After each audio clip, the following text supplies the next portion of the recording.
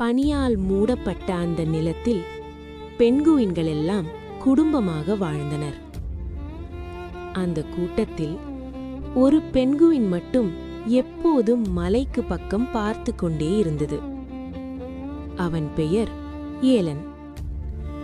அம்மா பேசினாள், அப்பா சிரித்தார், குட்டிகள் விளையாடினார்கள். ஆனால் ஏலனின் கண்களில் எப்போதும் சொல்லப்படாத கனமும் சொல்ல முடியாத சோகமும் இருந்தது. அந்த தூரத்தில் ஒரு உயர்ந்த மலை நின்று கொண்டிருந்தது, பனியையும் வானத்தையும் தொடுவது மாதிரி. அங்க போனா என் மனம் சும்மாவுமா என்று ஏலன் தினமும் நினைத்தான். ஒரு மாலை சூரியன் மலைக்கு பின்னால் மறையும்போது ஏலன் கடைசியாக தன் குடும்பத்தை பார்த்தான்.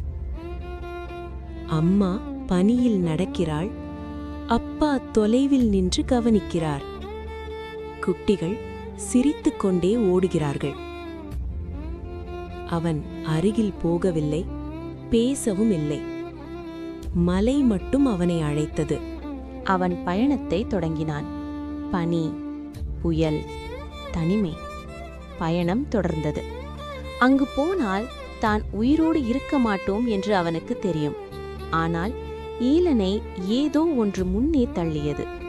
அவன் ஏன் அங்கு போனான்? அவன் உயிரோடு இருக்கானா இல்லையா என்று இன்று வரை ஒரு புரியாத புதிராகவே இருக்கிறது.